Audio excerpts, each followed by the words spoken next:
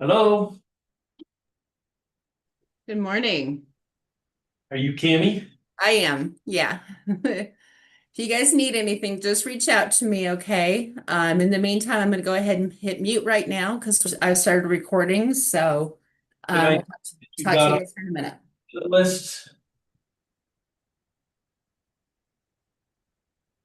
I don't think she heard. Cammy, Yes.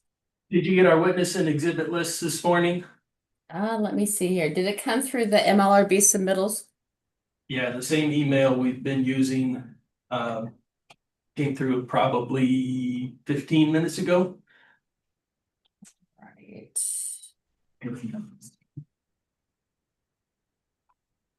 Is this for Hannah? No, for O'Brien. For Brian.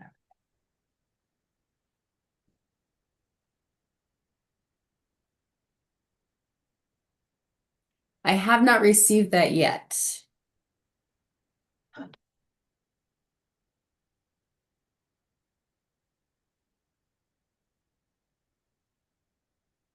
Okay, it may have a file size problem.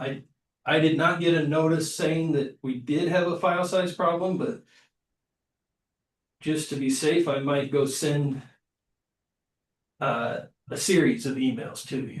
That's just fine. I'm used to it. Wouldn't be the first time. I'll be back.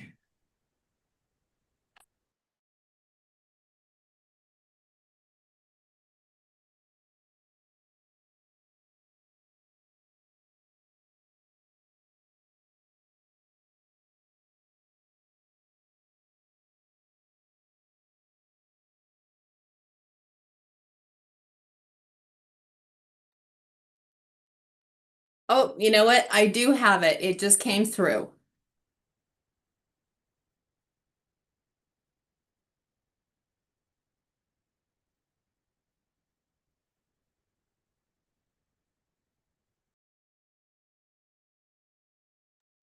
Okay, I heard that it just came through, I guess. That is correct. Good.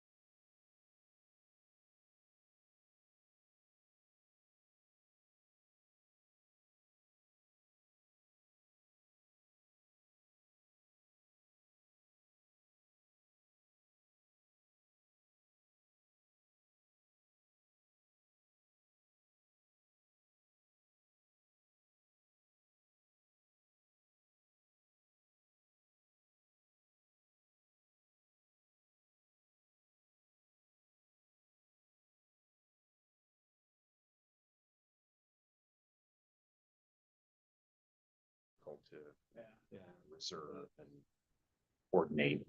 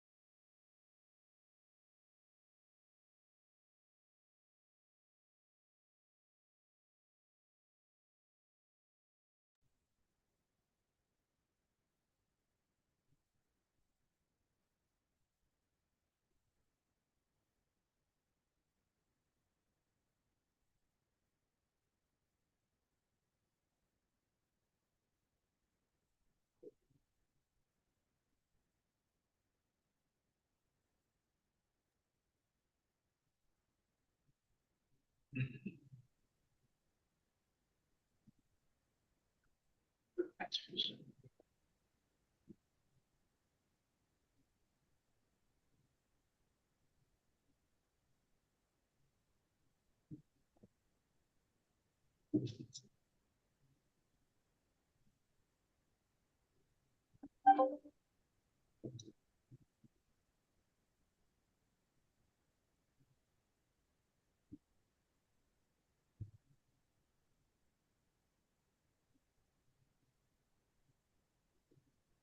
I start? Okay. All right. All right. So this is a pre-hearing conference for the construction materials 112C reclamation permit amendment application with objections. Coulson Excavating Company, Inc., Kirtright Pits, permit file number M-1986-123. I will be the pre-hearing conference officer today. My name is Lisa Thompson. I am the DRMS Senior NEPA and Compliance Specialist, but today I am here representing the Mineland Reclamation Board, and I will be conducting this pre-hearing conference on behalf of the Mineland Reclamation Board. We'll do introductions. Chuck. Hi, everybody. I'm Chuck Coyman. I'm with the Attorney General's office and I'm counsel to the board. Russ Means, I'm the Minerals Program Director. Good morning, everyone. My name is Michael Cunningham. I am the Director of the Division of Reclamation, Mining, and Safety, and just want to thank everybody for taking some time out of your busy schedule to join us today. So thank you. My name is Scott Schultz. I'm also with the Colorado Attorney General's office. I represent the division in this matter. And in this application, the division is staffed to the board as well. Polly Jessen, Kaplan Kirsch. I represent Coulson Excavating. I'm Jared Ebert. I'm a Senior Environmental Protection Specialist with the Division of Reclamation, Mining, and Safety. My name is Patrick Lindberg, and I am the Environmental Protection Specialist that performed the review of Amendment 1. Folks online. Okay, good morning, everybody. My name is Kent Naughton. I'm with Whitwer, Oldenburg, Berry, and Groom. We represent Linda and Kevin O'Brien individually and as trustees of the O'Brien Living Trust. Linda, would you like to? I'm Linda O'Brien. I've been a party to all of this since 1986 when my father signed the paperwork. Peter Wayland. I am also representing Coulson Excavating. Good morning, Hannah Gustafson with Kaplan Kirsch. I'm also here representing Coulson Excavating Company. I'm Dan Giroux. I am a civil engineer and I'm working for Linda O'Brien.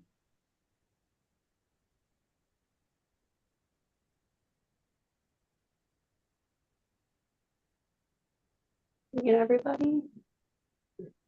Joel is just joining for educational purposes. Yeah, my name is Joel Redfro, the Environmental Protection Specialist with DRMS. I'm also here just to watch what's going on here. Thanks, Joel.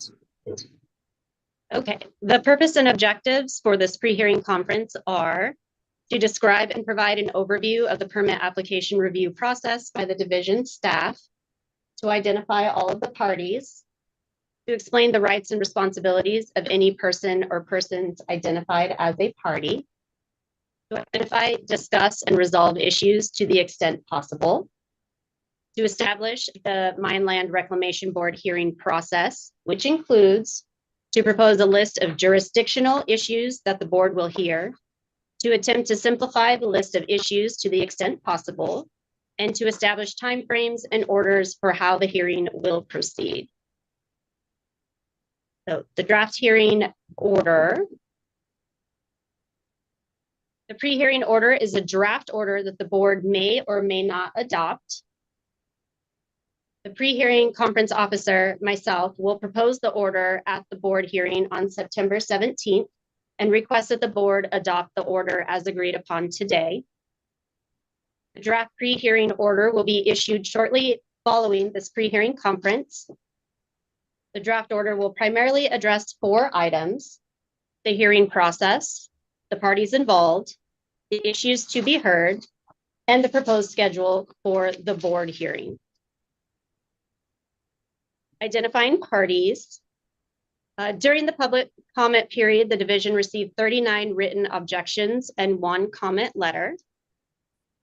So I'll do a roll call of the parties present from the list.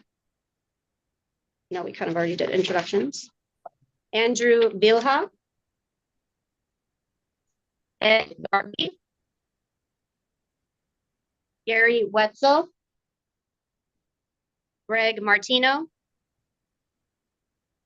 Paul Fisher. Robert Cushman. Terry Baldino. Deb Jeanette. Mark Denton. Daniel Brunt. Pat Carr. Richard Bocolucci. Laura McDonald. Benjamin Bishop. Robert Dunlop. Kathy Sabatka. Joanne Mirabee. Carl Mirabee. Melissa Stroh. Bill Beadle. Jeff and Laura Green. James Zach. Whitney Lynch. Judith and David Sobanowski. Brent and Lori Brown. Arb Brunt. Grayson Graff. Frank and Denise O'Hare. Sandy Balthrop. Linda O'Brien. Here. Present. Mindy Hunter. Chase Bonner. Brian Bergstaller. Brent Rudd. Jesse Ritter. Anoyora Adrianakos. Kevin Ritter. Len Beadle. And then anyone from Laramie County? Okay. Everybody? Yep. These 39 parties were identified by submitting a timely objection within 20 calendar days after the date of the newspaper publication. To maintain a party status, a party must attend this pre-hearing conference or execute a proxy, and a party must attend the public hearing. A non-party is anyone who does not meet this party definition or who requests to remain a non-party. So the rights and responsibilities of the parties. Parties may be present at the pre-hearing conference by proxy. Are there any parties represented by proxy?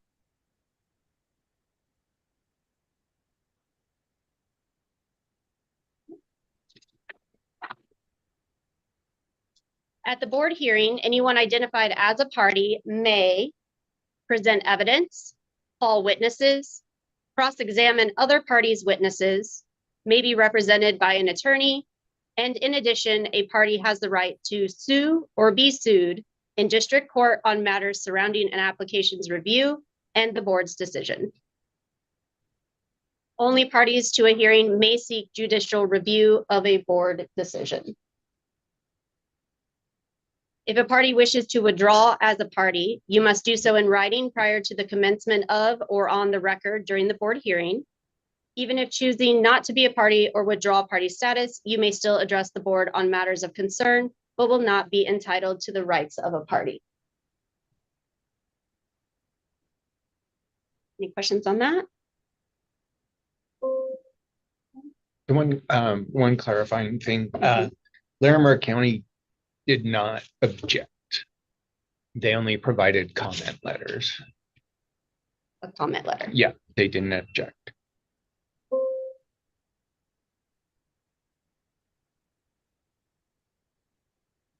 Motions. As motions must be received by the board secretary no later than 2 working days following the pre-hearing conference. Parties wishing to file motions must do so by no later than 5 p.m. on September 5th. It's Friday. All right. You file with Cami Mohar, our board administrator. Sure everyone has her email. If you don't, let me know. As responses to motions must be received by the board secretary no later than 3 working days before the board hearing date. Responses to motions must be received no later than 5 p.m. on September 15th, 2025. September 15th. Parties must serve copies of motions and responses with all other parties and the division by email. Materials for the board hearing.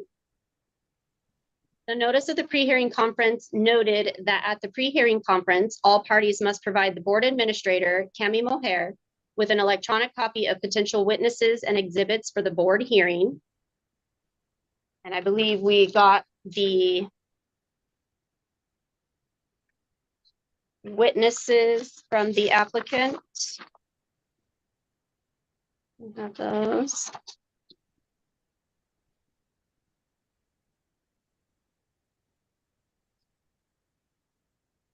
Pursuant to Rule 2.62A, the list must include each witness's name, address, phone number, and subject matter.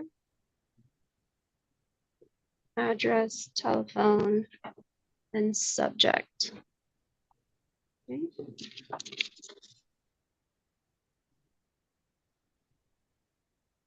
Looks like you have all that.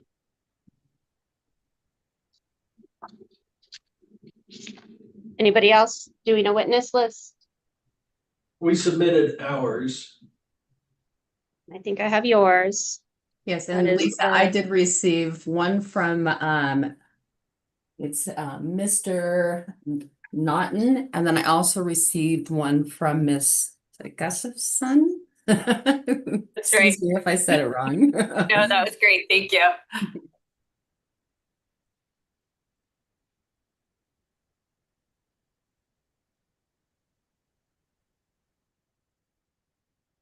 Okay. And then a list of exhibits as well.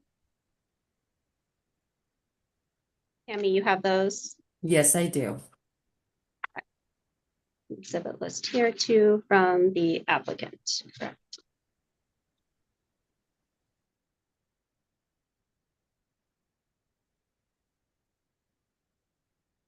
Pursuant to Rule 2.62B, for materials not in division files, submit copies to the pre-hearing conference officer and copies to all other parties. For materials in division files, submit copies of list to pre-hearing conference officer. List should describe each exhibit and submit copies to all other parties. Tammy, you're good on all that? That is correct. Thank you. Excuse me, Lisa, you should also have one non-public record document. Chronology. Chronology from us. And I have copies if anybody would like them. As well as electronic. May I ask for clarification with regard to that? The one exhibit that we have that is not already in the public record, that was provided to Ms. Mohar. Should that also be provided by email directly to the other party? Okay. Yes. Yep. Yeah. We'll do that now. Thank you.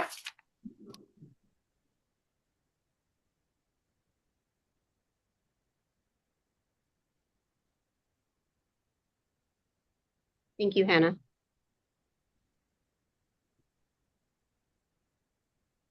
Okay. Does anyone else need to submit any lists? I can send ours out as soon as. Right. Yeah, we have our list that we can provide. Yeah, the divisions. We'll email it out to all the parties.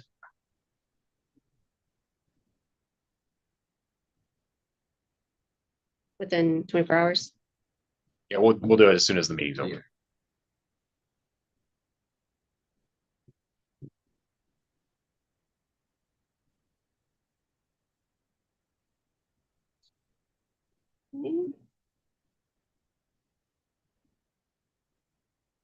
All right, mineral staff. Patrick, I will hand it over to you to summarize the permitting proposal and review process, including discussion of attempts to resolve the issues presented by the objectors. All righty. I did put together a PowerPoint presentation to go over kind of what's involved in Amendment 1 and whatnot like that. So, let me share my screen.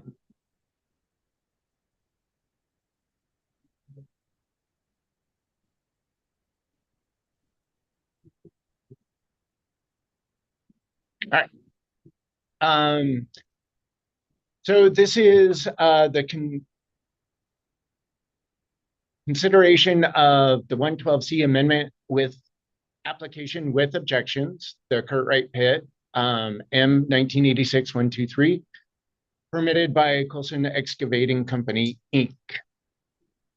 The site is located approximately 4 miles east of Loveland, Colorado. The current permit is a 112 construction materials permit, permitted for 77.4 acres. The proposed amendment acreage increases that acreage to 97.4 acres. The primary post-mining land use is open water ponds and residential. The proposed Amendment 1 bond would be $124,795, which is an increase over the currently held amount of $58,400, I believe. Amendment 1 was submitted in response to the signed board order dated November 28th, 2023 for violation MB 2023-012. Part of the board ordered corrective actions was to submit an amendment application to encompass all the affected land at the site and update only the reclamation plan for the site and obtain approval of the required revision within statutory deadlines. This is the current permit boundary of 77.4 acres.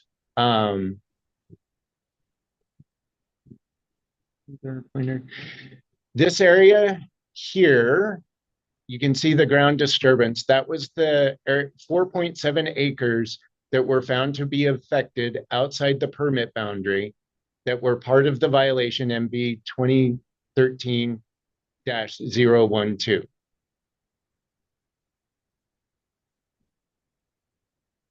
The proposed permit boundary is outlined in this to describe yellow.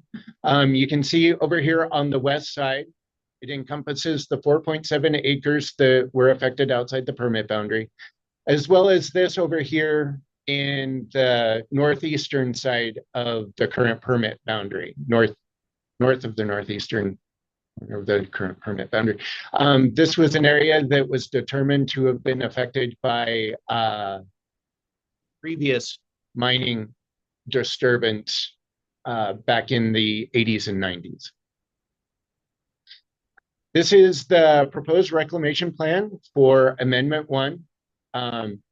It includes backfilling the Pond 1 area, the recontouring and whatnot of the pre-1981 area. 4.7 acres found in the violation. Can I interrupt for our audio got really disrupted there for a little while. And I missed about 30 seconds there. Sorry. What part did you last hear? I don't know. I think it's fixed now, so maybe just proceed. What was the pre-1981? Okay. I'll move on.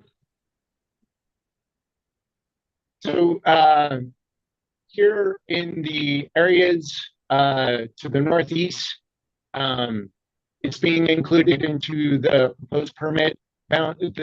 This area is being included as part of Amendment 1 from the disturbance that occurred outside the current permit boundary that the division addressed during its pre-operation inspection. It has to remove the leftover stockpiles, the installation of a drainage swale to try to help mitigate periodic flooding of this area. It also includes backfilling of the Pond 1 area to in an effort to achieve permanent augmentation. All right. A summary of Amendment 1 is to add 22.9 acres of new permit area. Of the 20.9 acres, approximately 6.7 acres are to address the areas affected outside the permit boundary related to the violation MB 2023-012. The remaining 14.2 acres are to encompass those areas affected outside the permit boundary in the eastern portion of the permitted area. Install a swale to mitigate impacts from flooding events, backfill Pond 1 area, grade the side slopes of Pond 2 to a 3-to-1 slope that were impacted by the current landowner. Update the reclamation plan for the pre-1981 pond area, and update the reclamation plan for the newly permitted area.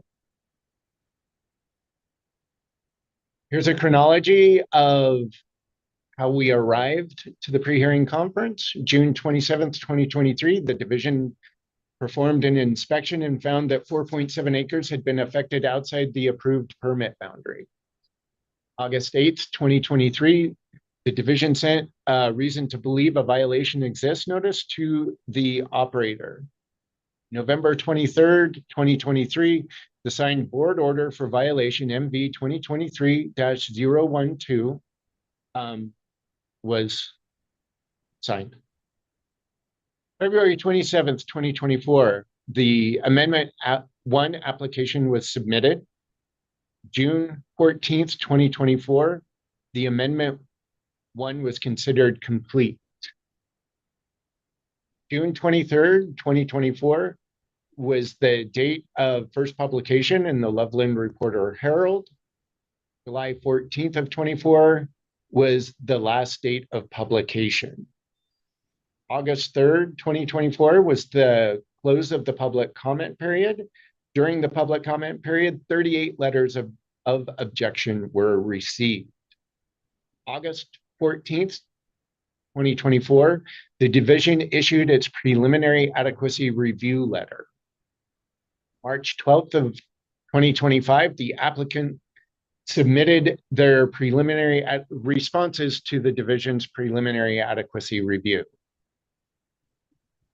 April 7th of 2025, the division issued adequacy review number 2.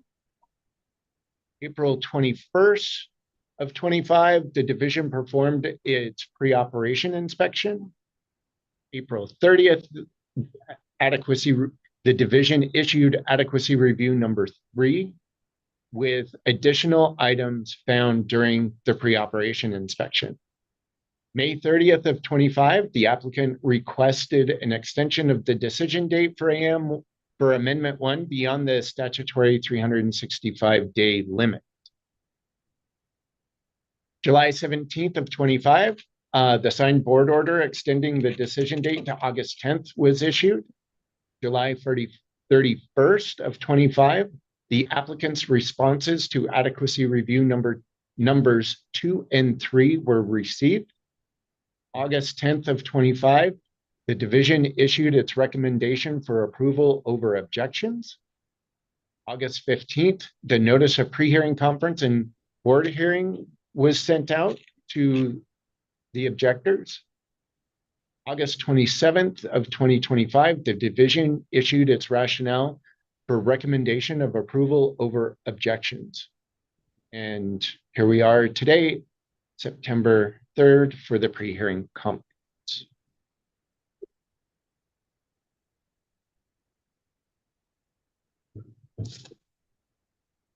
And that concludes my PowerPoint presentation.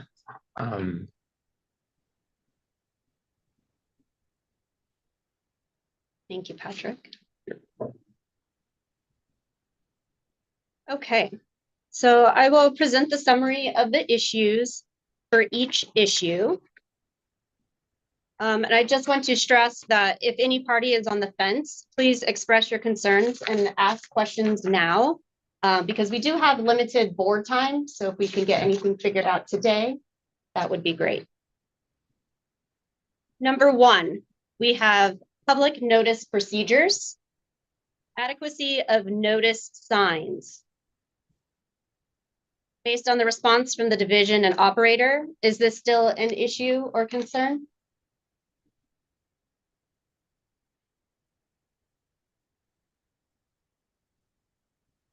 I don't believe so. Okay, no further questions or anything needs clarified on that?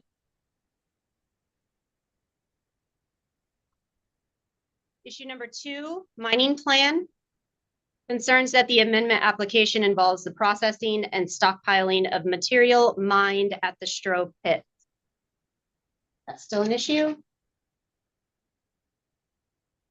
No, I don't think I mean, we have issues with the reclamation plan, but I don't think the current plan calls for any Stroh pit involvement at all. Okay, so that might be addressed in the next one. So we can take number two off, mining plan.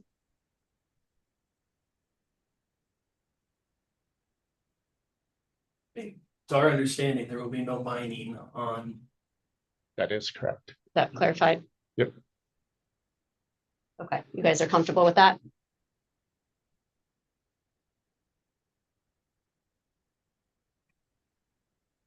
So number three is the reclamation plan issues, reclamation timeline, adequacy and completeness of reclamation of the O'Brien property. Still issues there. Yes. Hydrology issues, concerns regarding periodic flooding, concerns regarding no current substitute water supply plan. Still issues there. Yes, there are.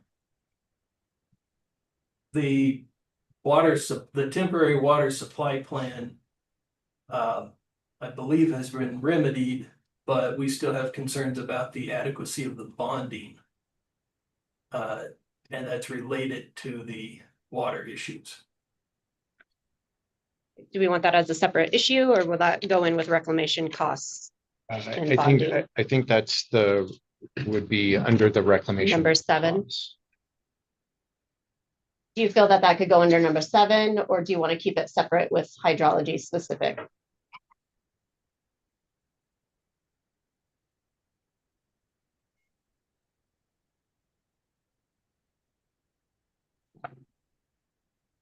Is that a question for us? Yes. Okay, I mean, I think the And I water guess I should ask, relevant definitely to the adequacy of the reclamation plan and the adequacy of the bonding. In the rationale letter, you refer to the reclamation costs and have a section on the adequacy of the current bond. It's certainly relevant there. But it's also relevant to the adequacy of the reclamation plan itself and the concerns about whether or not reclamation has been completed at the O'Brien property.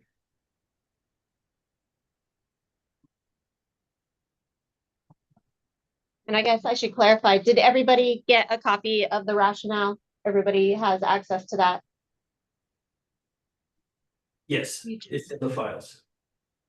Do you want to identify these objections and then come back to them for further discussion? Yeah. Okay, so we'll be quiet until we've heard what remains an issue for the objector. Okay, that sounds good. Okay, so did we want to keep hydrology? Sorry, did we land on yes? Okay. Wildlife information impacts to the Preble's meadow jumping mouse habitat. Yes. Legal right to enter. The applicant does not have the legal right to enter the O'Brien property. That remains an issue. Reclamation costs, adequacy of current bond amount held by the division. Yes, I was hearing. Yes. Permanent man-made structures. The applicant does not have the needed structure agreements. I believe that has been resolved. Okay. So we are good on that one.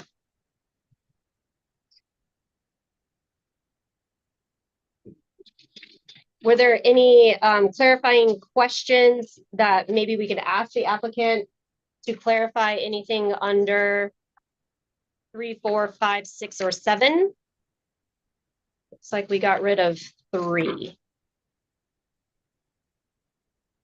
When you're referring to 3, 4, 5, 6, and 7, what document are you? Is that the rationale? The document? rationale. Yes.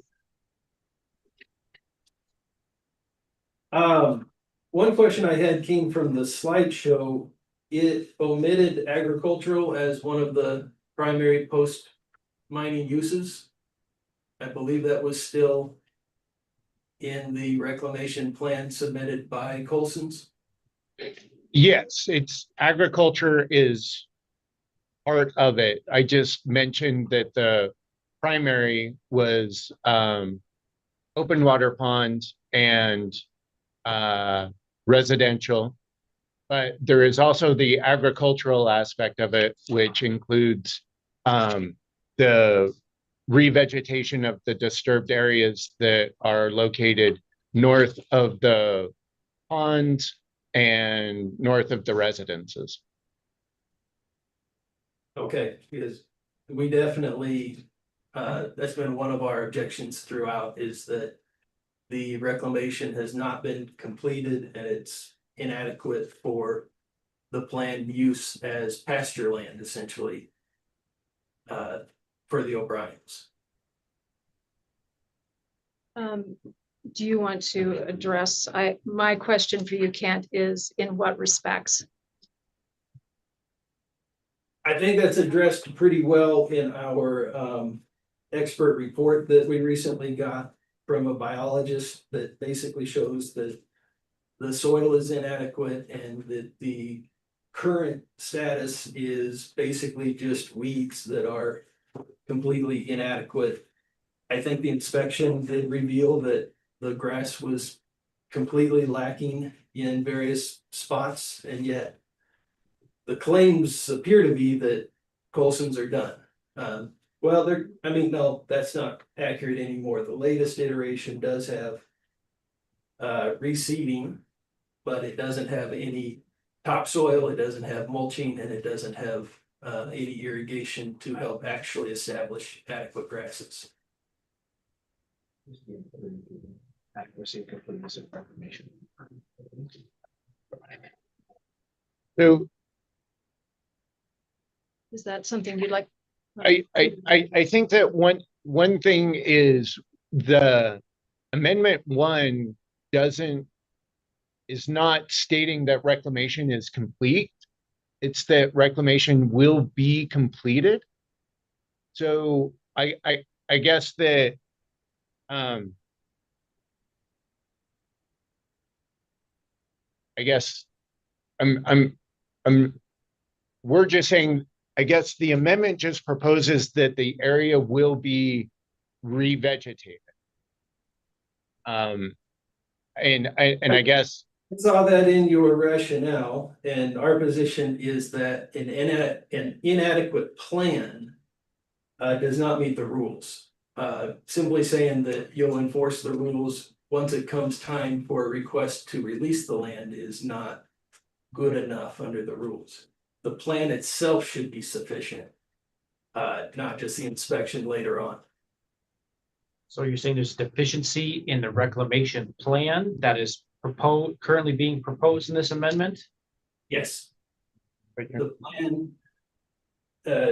The plan does not have a reasonable probability of success. We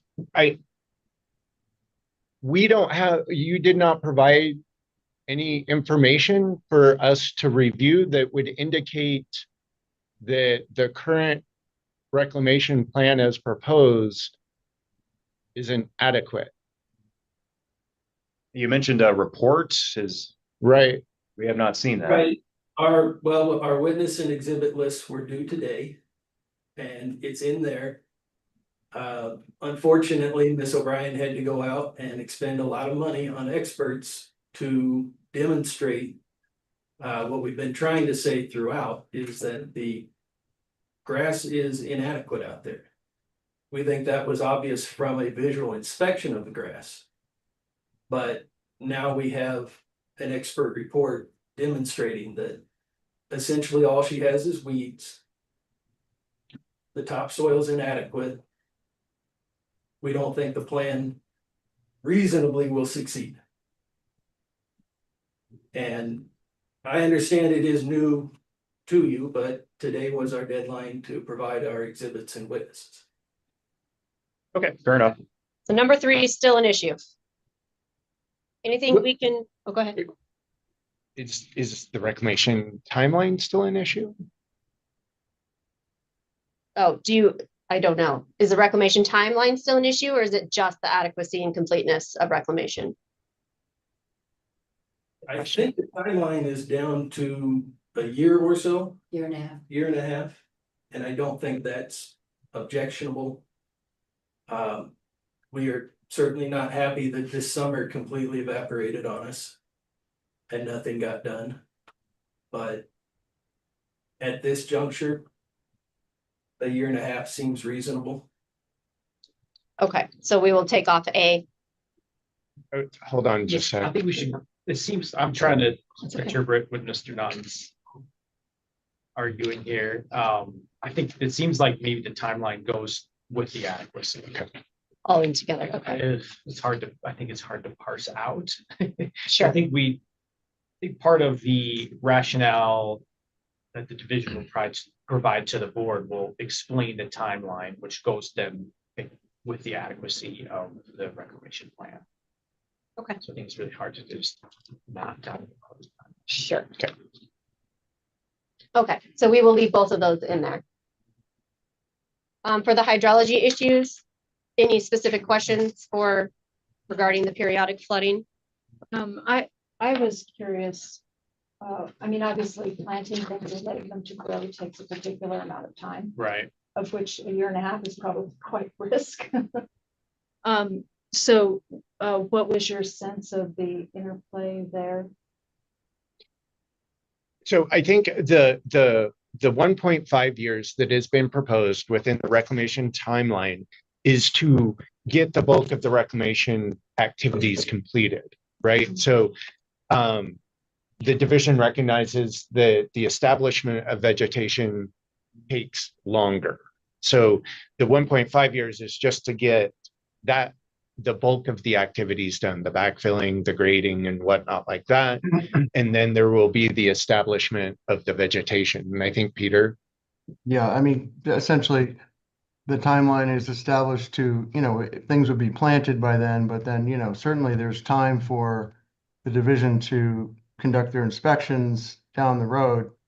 It's not, as far as I know, a hard deadline in terms of, it's a goal that we get our work done, and we can continue to maintain the, the success of the establishment of vegetation, but, it'll be drill seeded by then, and it'll be, pretty much mulched and drill seeded and ready to go.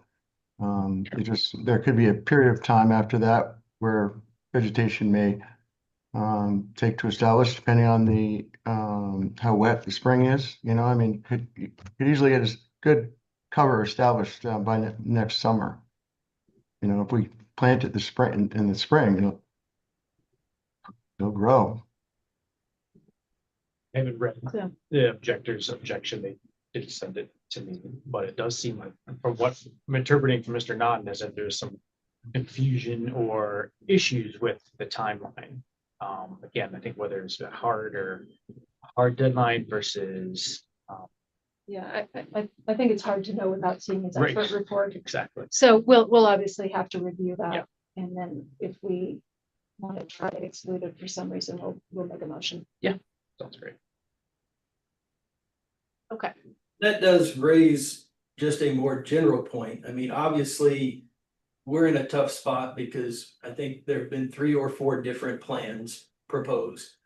And then when finally DRMS did decide to move forward, we had a relatively short amount of time to get our engineers and our experts to check the latest versions from Colson's engineers and opine on these things. And so I acknowledge that we have new reports. I think there's good reasons why they're new from us. For example, we also have a report from a certified floodplain manager who has reviewed Colson's engineering with regard to the floodplain. It is certainly awkward, and I sympathize with DRMS and their staff. They haven't had a chance to really review that and incorporate that into their reasoning and their rationale yet, but I just thought I would mention that we acknowledge the difficulty of all of this, but the hearing was scheduled when the hearing was, and we were on a pretty short timeline to respond. So we have lined up experts as quickly as we can, and this is where we stand. Yeah, we'll review and see if we think that there's any inappropriateness in the submission of this late breaking information. Okay, shall we move on? Hydrology issues? Do we have any clarifying questions that we can maybe address now? Periodic flooding? Is that a bigger topic? Probably. Still an issue. And concerns regarding no current substitute water supply plan. Could we clarify what the issues are with periodic flooding? There's been some significant modeling and amendments to the reclamation plan. It's related to management of flooding and approaches to flooding, all of which I understand reflect information and objections from Ms. O'Brien and the trust. Yeah, the short version is that is in our engineering report from the certified floodplain manager.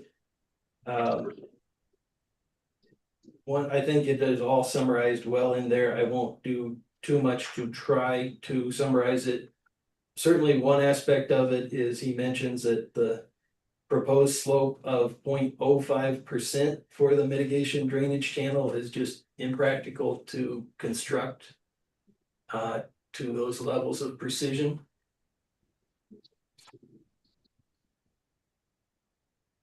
Is this a new report also?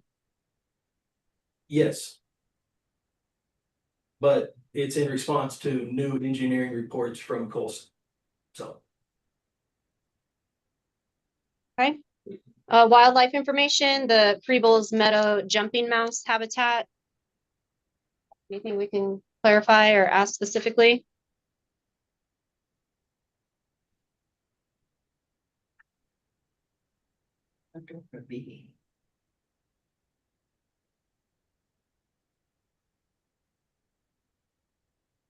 Sorry, 1 second. You're over the B. She went from A. That's over.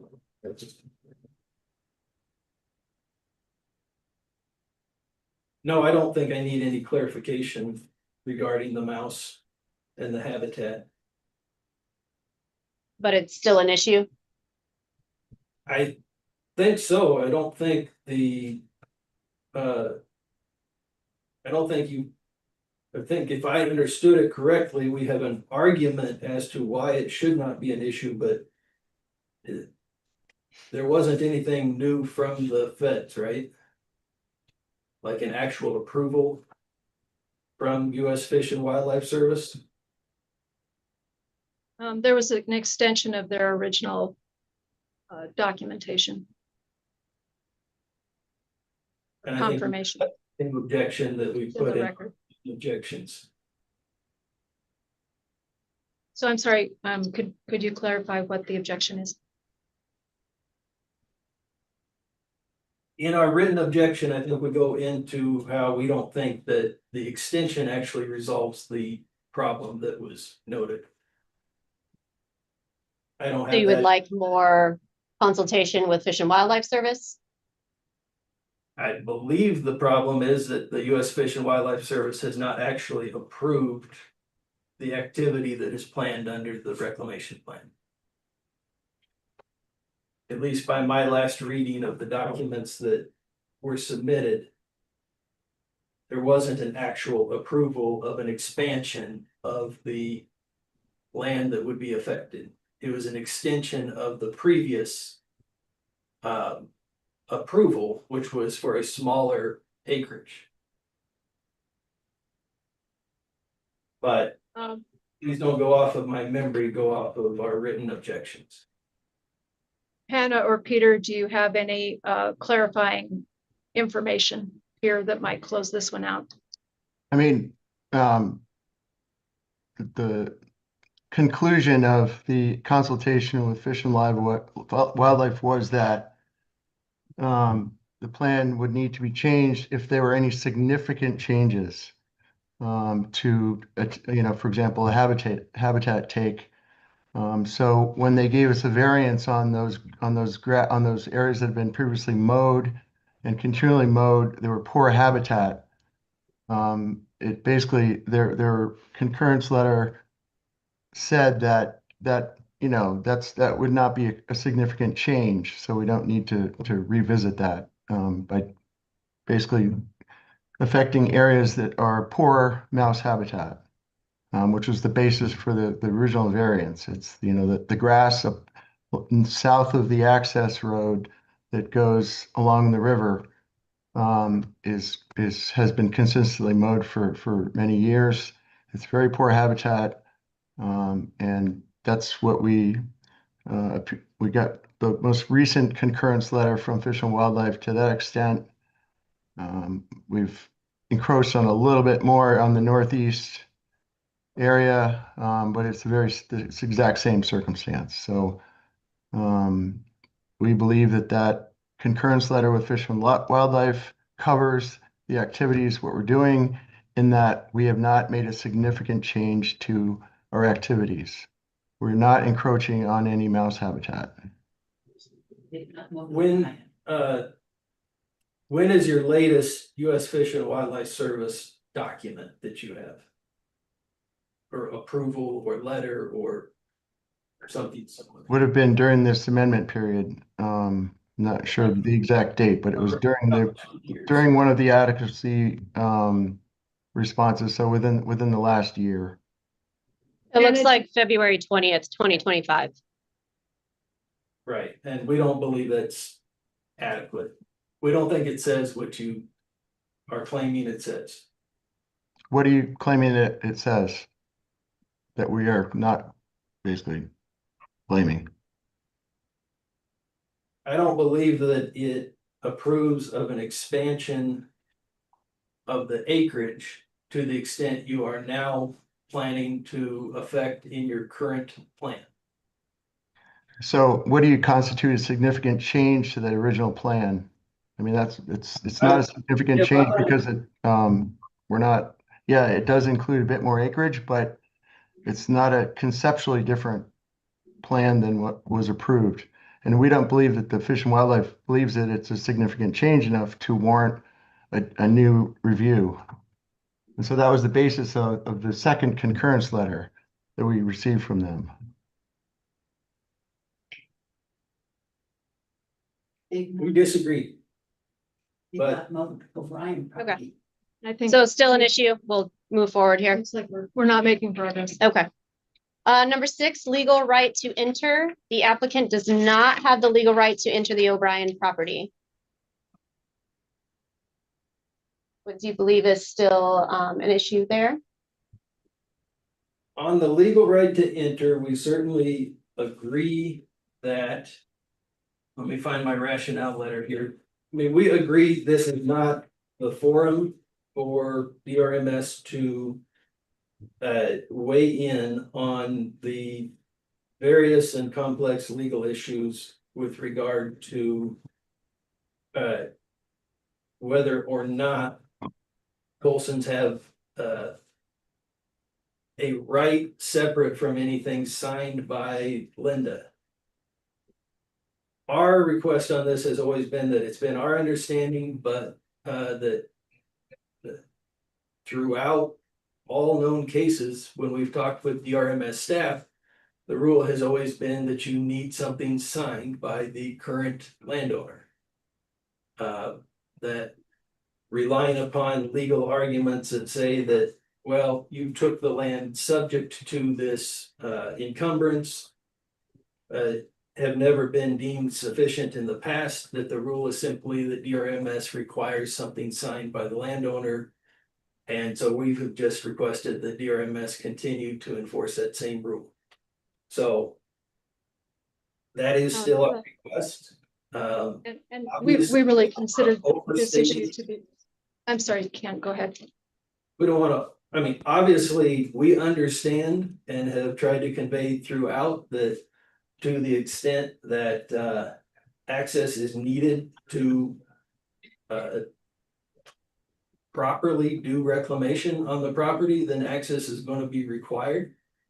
The objection has simply been to granting a blanket, no rules whatsoever, we don't know what you're doing out there type of access to the property. So. This to us has been sort of a spurious argument. All along, there's been access allowed and mining activities conducted on this property since the 80s, and certainly since Ms. O'Brien took title. We've provided the documents that we believe support that. And while we understand that there are objections and long-time disputes between the parties, we are committed to doing what the reclamation rules require, and to block access for that work to occur at this point strikes me as, frankly, as I mentioned, spurious and certainly something that has been waived at this point. So that's been our position. We don't think this is the place to resolve it. This is the first time adequate access has been raised, and it's been many, many years. So we're very, we would like this issue in particular to be taken off the table. This isn't the place it can be resolved, and it's also certainly nothing that's ever been an issue when there are much more dramatic and damaging activities than reclaiming the property and reseeding. I think this should help. We certainly do not intend to or believe it would be appropriate to go into during the hearing to try to go into these issues. Are beyond just saying that to the extent DRMS has always had a rule that a signed document from the current landowner is required, then we have no intention of waiving that. But no, we don't think that this hearing time should be taken up with trying to go into the legal issues as to whether and to what extent Colsons have a right to go on to O'Brien property. Do you agree, Kent, that this could be a non-jurisdictional issue for this hearing? Understanding you're not waiving any of your rights, you know, for the future, but that for this specific forum to debate that, that would be a court of law. But we have been told many times that the rule has always been you need a signed document from the current landowner. If that's true, we do not believe it should be changed for us. We reviewed the application, believe that what they've supplied for that required exhibit meets our rules. So I don't think we're going to be able to resolve that at this point. So I think where does that leave this? I think this is one that we should leave off the table. There's going to be plenty you have to cover regardless. Can we take it off for now? And I don't think it should be an issue to be resolved. I mean, for this amendment one, our request to the board will still be that you stay with the same rule you have always had for everybody else. I don't think we have evidence to present on the topic. It's just, we've always been told that's the rule, and so we don't think should be changed for us. Yeah, I mean, this is Chuck, attorney for the board. I think what I could probably do, it sounds like you want to at least make a record that this is your, part of your objection is this aspect. But I mean, it sounds like this would just go down to like how you choose to use the allocated time. If basically what you're going to say is, we think there needs to be a signed document from current landowner. There isn't one. The board may have questions about that. But it seems like, it seems like we're not necessarily going to resolve that here in the pre-hearing conference. And yeah, I would again argue strongly that we exclude it. This is, one might ask why there isn't one, given that we're reclaiming the property. So, that in our view is simply a matter of obtaining leverage to have us do things that we're not required to do by law. Disagree with that. I agree with Chuck's characterization, though. I think that seems reasonable. so we'll leave it on for now. sounds like it. And, like I said, to the extent it really sounds like what I'm hearing you're all in agreement on is that the division and the board is not the forum to resolve your, access, issue. And I agree with that. It's not. But you want to make a record that your position is there needs to be something currently signed by the landowner for access under the reclamation plan. I mean, yeah, I just said don't waste much time on it. It starts to get into. I don't think it will take hardly. Legally transferable in that, and that's not a further stuff for the division or the board. Yeah, I mean, I think the board typically takes the position that, because it's not a court of law and, parsing real estate and access documents is not, it's not what the board does. It doesn't have jurisdiction for that we, they tend to take the view that, if there's been a showing that an applicant or an operator has access until something comes forward that says they don't, that's usually sufficient to carry the applicant's burden on the application. Like I said, I don't know. It seems like what you're all in agreement on is that this is not the forum to resolve the dispute. So I'm not sure if there's an easy way to kind of thread the needle for you to drop the breadcrumb that you think there needs something signed and still avoid going down the rabbit hole of something that board and division just don't deal with jurisdictionally, apart from that threshold showing of right to access. Yes, I think your characterization of just wanting to make a record is probably a good way to put it. It should not consume any meaningful hearing time.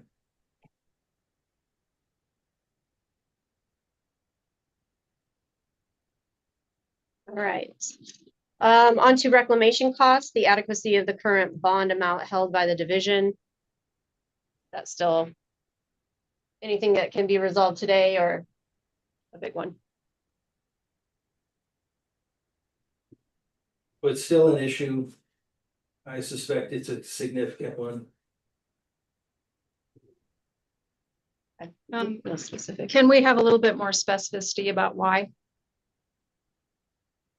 And again, we're trying to come current and understand what your issues are with regard to the current and approved application.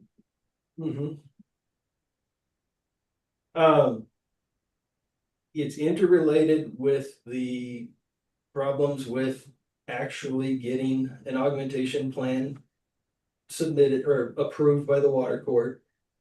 Again, I think that the rationale misunderstood, and we do not intend for DRMS to play water court here and make predictions, but simply to realize that Tolson's have been promising for a very, very long time that they are on the verge of getting water court approval. That has proven to be inaccurate time and time again. There are still very significant issues that they face in water court.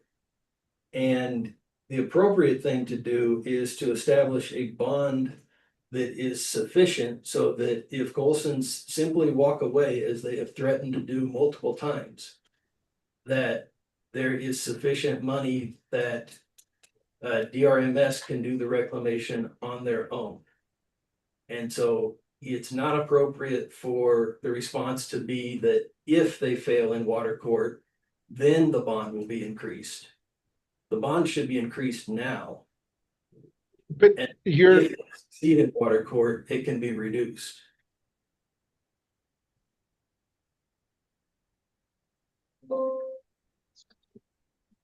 That's obviously not our position. Okay.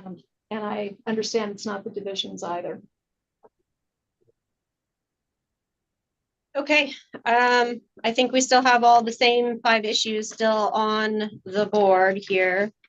I will mention that there were 4 non-jurisdictional items that will not be heard by the Mineland Reclamation Board.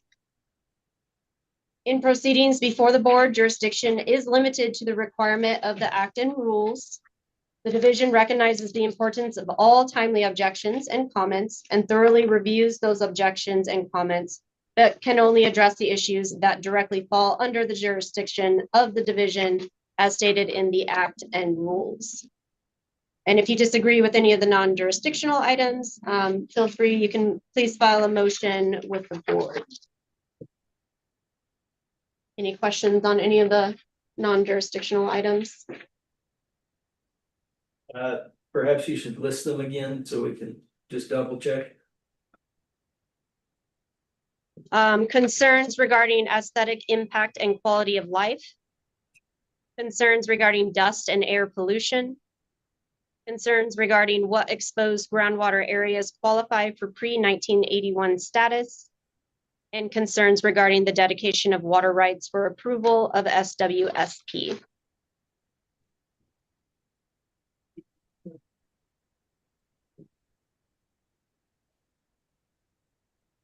Well, we agree it's not a jurisdictional decisions about the pre-1981 status and the dedication of water rights. But the point is that those issues they are relevant to the need for an adequate bond. That it's inappropriate to simply assume that the water court decision is imminent and will be approved. And that will adequately answer all of the questions. The bond should be sufficient that if Colson simply walks away, DRMS can perform adequate and complete reclamation on their own.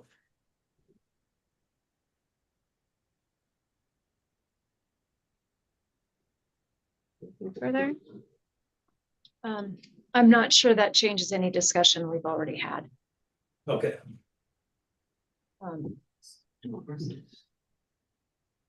you can kind of wrap those things into our current 5 issues.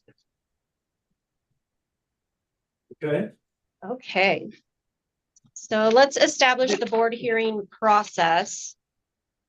We're going to add time to each. Keep in mind that cross-examination is part of the presentation. Also note that the board may adapt, reject, or modify at its discretion the times and order of the presentations. So introduction. The intro is typically conducted by the division, as this is generally what the board likes to see. Is that okay? Everybody agree? Yes. Okay, how much time would the division like for the introduction? 15 minutes is adequate.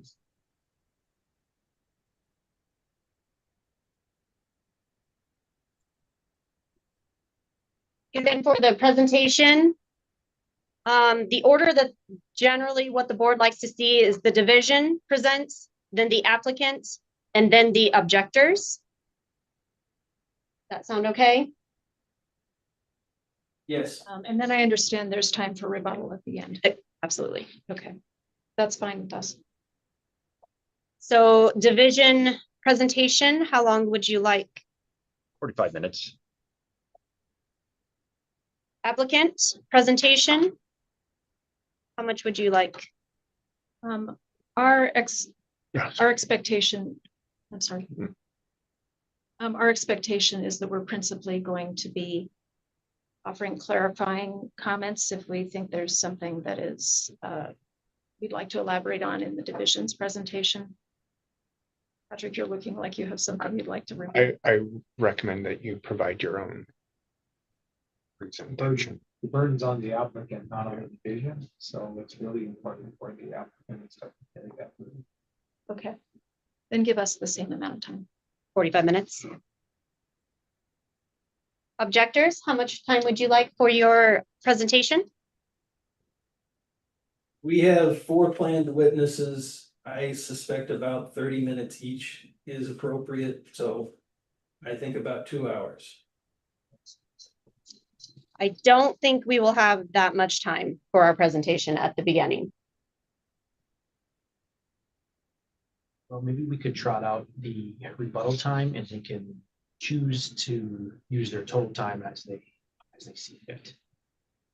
They want to limit potentially their rebuttal time to have their witnesses talk. I want to speak for Mr. Naughton, he's a licensed attorney, but they can choose to, I guess, maybe it'd be easier if we went by kind of total Big time, picture, and then- we'll write that down for now. So we'll say 2 hours and we'll see how it shakes out.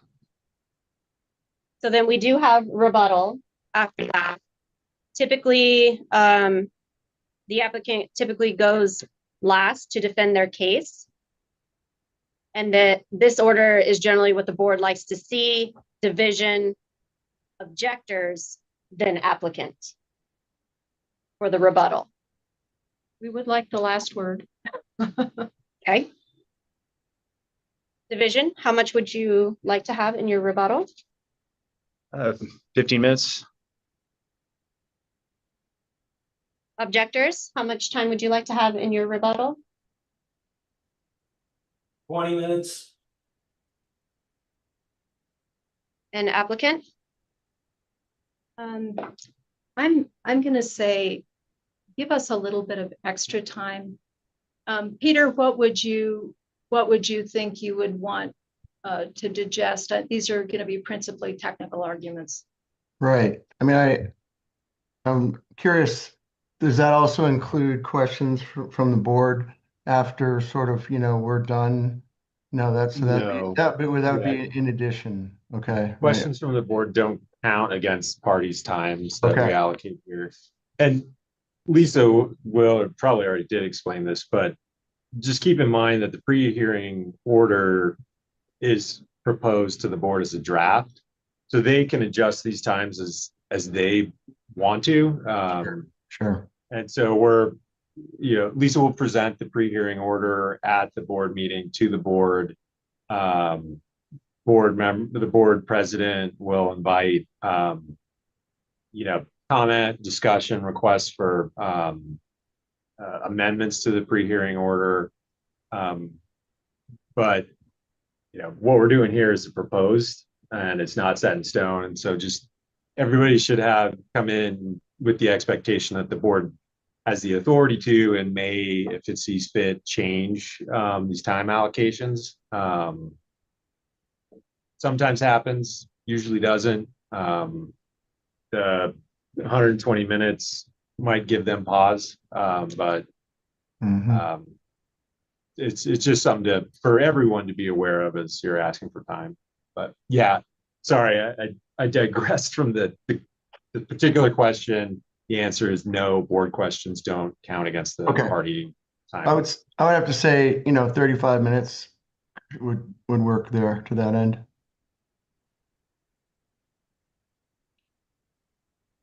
Okay, and then we have closing statements. We typically do division, objectors, applicant, again, the same order. This is usually an appropriate order, generally what the board likes to see. Is that okay?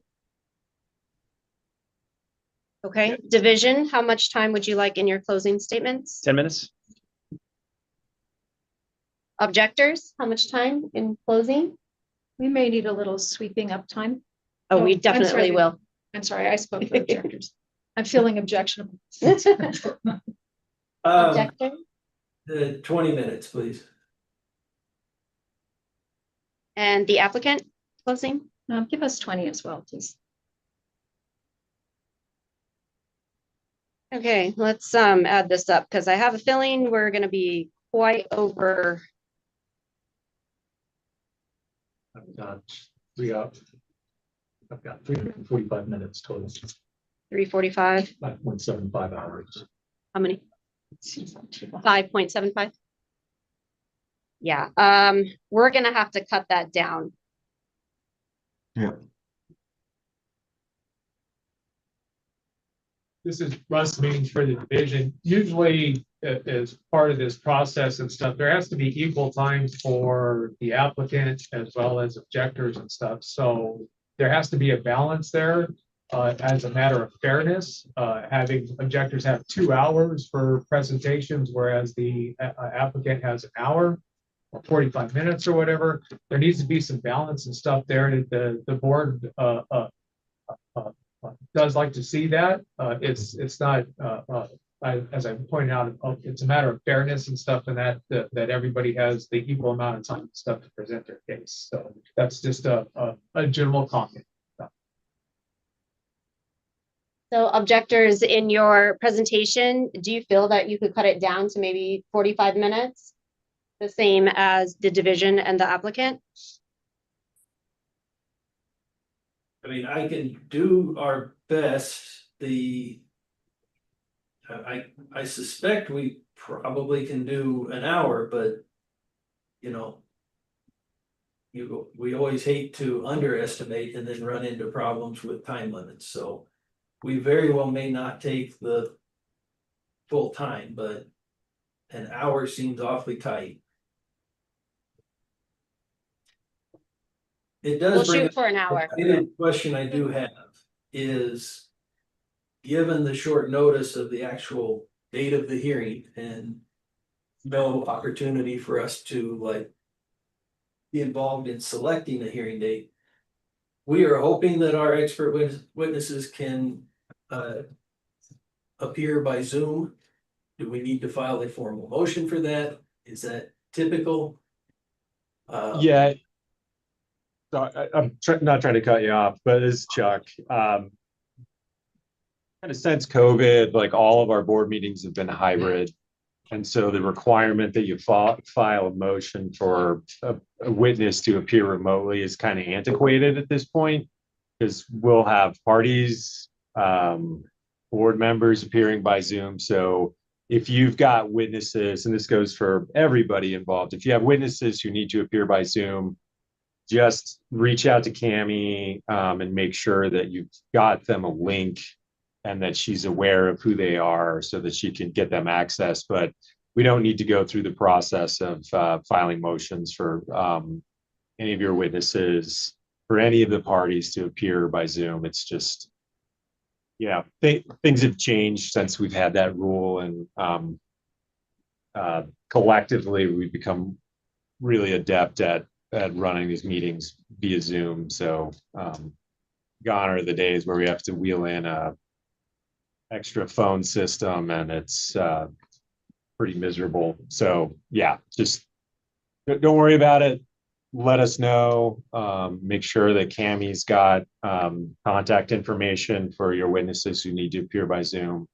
But no need to file a motion to have them appear remotely. We obviously have not had an opportunity to review, nor have you, the expert reports that Kent has submitted. My inclination, Peter, should we give you a little extra time at the beginning? If we're giving Kent an hour, maybe we should take an hour for our presentation, just to make sure that.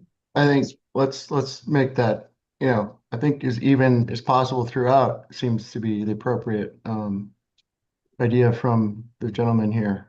So yeah, certainly. Let's do that.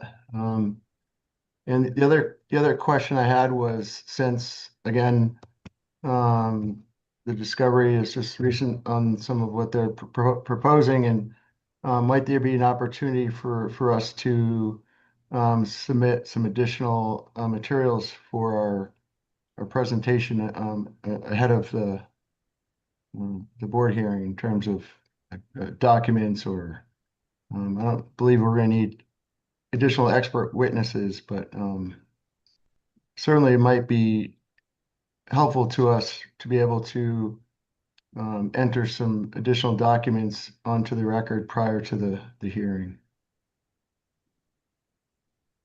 And I think we can probably do that by written motion separately. So let's have a look and see what we want to do. Just so everybody knows, with adjusting the presentation times and giving the applicant and objector both 60 minutes, that puts us at 300 minutes exactly, or 5 hours on the dot. Oh boy, That's still quite a long time. it's a long time. I mean, maybe just a blanket reduction, equally somehow, or at least the one with the larger, time slots. Tighten up closing. I do think, yeah, closing, by the time we get to closing, generally, We're tired. most of what's been Can said is- everybody wrap up their closing in 10 minutes? Objectors and applicant, Sure. I think that should be sufficient. is that okay, Ken? Yes. So we'll do 10 minutes there. And then the division only has 15 minutes for rebuttal. Objectors, can we make yours from 20 to 15 as well? I believe we have the applicant. If everybody's doing 15, we can do 15. Applicant, can you do 15 as well for rebuttal?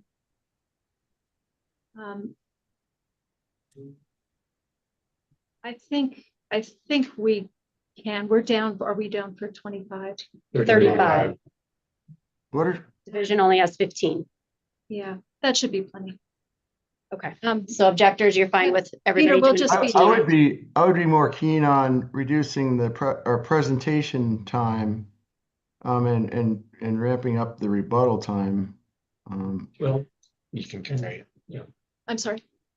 You can ask the board, you could request all parties involved, including the division, can ask if they use less of their presentation time to reserve that time for. Yeah. for rebuttal. Perfect. Let's do it that way. Perfect. I can change it to 45, 45, 45, and then 20, 20, 20. And then it's even across the board from the get-go. Yeah, I think that might work, actually. We try that just to try to get us down a little bit. Actually, no, let's not do that. Let us reserve time, and as long as I think we would like a little extra time, because we do have some apparently For the strong presentation. technical pieces we should be sure we address. It probably won't help too much, but we could probably trim our introduction presentation down to 10 minutes. What do you think, Patrick? Okay. And then we'll have a little bit better ability to allocate the time. Okay. So we'll do 15 for rebuttal, and then if you have extra from your presentations, both applicant and objectors, that can move on down. All right, we have 10, 45, 60, 60, 15, 15, 15, 10, 10, 10. 250 minutes or 4.16 hours, so a little better.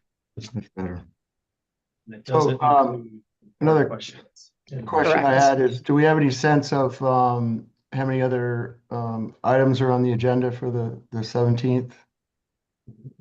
Currently, there's 3 or 4 other items and stuff on the agenda.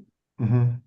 And that, so we'll be getting the, based on today and stuff, we'll be getting that tentative agenda out and stuff in the next couple of days. So, Yeah, would you be more apt to put the, something that was long like this towards the end? that's generally the preference of the board is to take care of the other shorter business first, and then that way, if this one carries on and stuff, it's not interrupted, or we don't have other people waiting for their business as well. You bet. Thank you. It sounds like we may be up on the 18th then. Not necessarily. Yeah, the other items and stuff aren't nearly as long as these, so we'll be set up a day. It'll be a full day. It'll be a full day. But we can't guarantee you what time we're going to start or anything, so you're obviously the main event, but we need to take care of the other things first, so and the regular business. So that's the best we can do is tell you it's going to be a full day, and we'll go from there. Great, Right. thank you. Everybody agree? That sound okay? 250 minutes? Okay. This matter will, sorry, go ahead. I just cleared my throat. Oh, sorry. Sorry. This matter will be set for hearing before the Mineland Reclamation Board on September 17th, beginning at 9 a.m.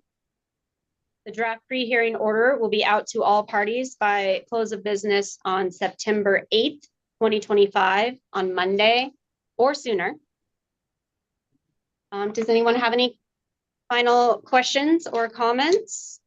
I have a comment in regards to the documents that are submitted by the objectors, and then potentially an amended or supplemental witness and exhibit list.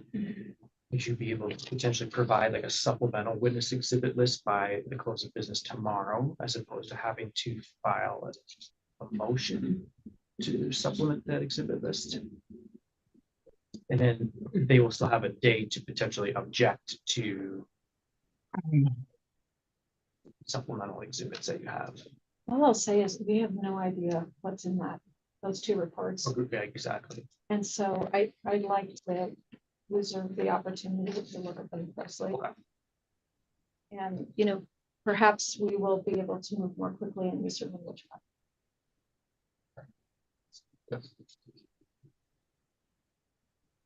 Okay.